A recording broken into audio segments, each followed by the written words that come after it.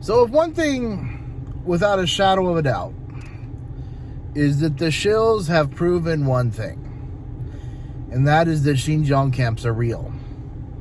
And you're saying, how have they done this? Well, it's quite simple. The simple fact that they have been unable to go to any of the places that they have claimed that they would go, to do any of the things that they said that they would do, while having the connections that they have, is evident that there is a higher power, that there's someone above them, or an entity that has already made the decision and is saying, you will not be allowed to go to these places. You're not allowed. And even though the world has satellite pictures, we know what these places are, and the government in China is in denial. The shills are in denial. The simple fact that they have all tried so hard and ended up in the same tourist destination is again evidence that someone is working against them. Because I'm sure that some of these retards actually believe what they're saying.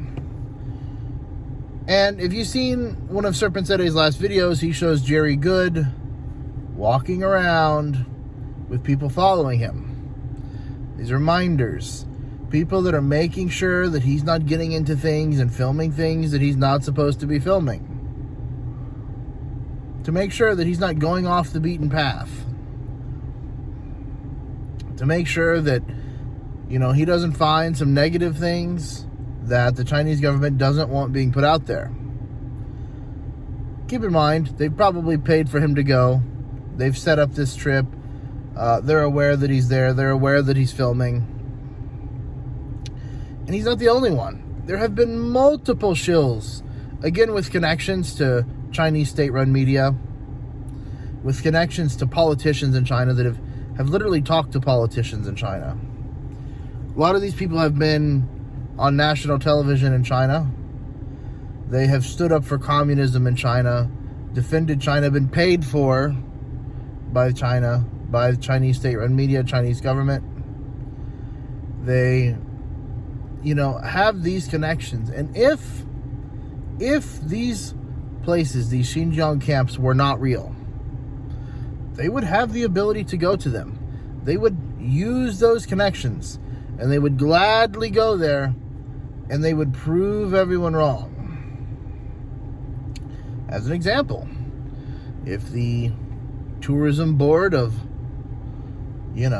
Florida wanted to send me to Disney World, and I kept harping about how Disney World is the happiest place on earth, and,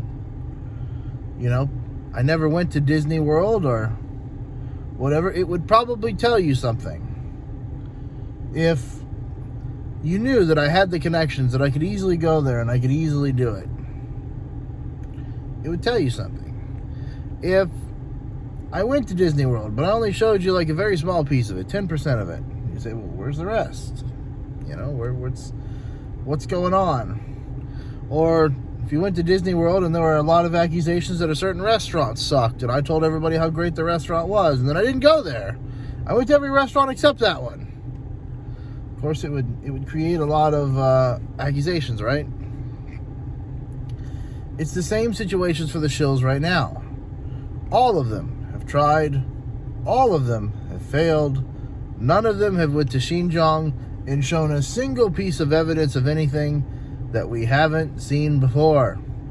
In fact, in our WeChat group, well, it's not a WeChat group, but our group, me and some other YouTubers, you can guess, we have joked and made fun of for over a year how every shill has the same old guy in the same video. This guy is in every shill's video. He's a propaganda pusher. He's there on purpose by the government, put in place to make things look as if they're different than what they really are. It should also be pointed out that this tourist area is a very long ways away from where these camps are. They're not even close. But Jerry is the latest. He's the latest evidence that these camps are real. Because again, having these connections, walking around, having minders, having people to help him, having people to film him. And it's the same old bullshit. It's the same shit we've seen from communist governments over the years, trying to hide shit and fake shit and tell everybody that it's something that it's not. And that's what China's doing today. It's like when North Korea puts all those grocery stores near the border so people can see all those grocery stores, even though there's really nothing in the grocery stores. That's what China's doing. They're saying, hey, Xinjiang is a beautiful, wonderful place, but there aren't any camps here. Now, we know that Xinjiang is beautiful. We know that Xinjiang people there are great. We know that. We don't need that to be told by the Chinese government. The people themselves are self-evident. But what's in question is the political motive of these Xinjiang camps. And we know that those are real. And you can't lie because we have them on satellite photo. Which is the problem with the Chinese government. They deny and they lie. And they say that there's something else, but they're not. You see, it's really hard to lie to people when they know the obvious. China is a country of horrible liars. That's something I never understood. How could China, the country in itself politically, be so horrible at lying? You've got all these people, billions of people. Y'all just can't lie, though. Just can't do it. Just can't do it. Y'all suck at lying. Y'all try, but it's very obvious when you're lying. Same thing for the Chinese government. No Xinjiang camps. How are we going to prove it wrong? Let's send a bunch of white faces from all over the world to Xinjiang, and let's prove that the camps aren't real. Oh, but sir, the camps are real. How are we going to do that? We'll just send them to a tourist destination, and we won't allow them to go anywhere else. Problem solved. See, that's how China works. That's how it is. What a piece of crap political system when you have to hide everything all the time that you're doing from your own people to find out, because you're basically murdering your own people in that sense.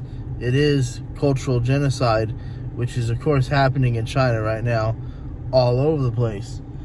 You know, you even just look at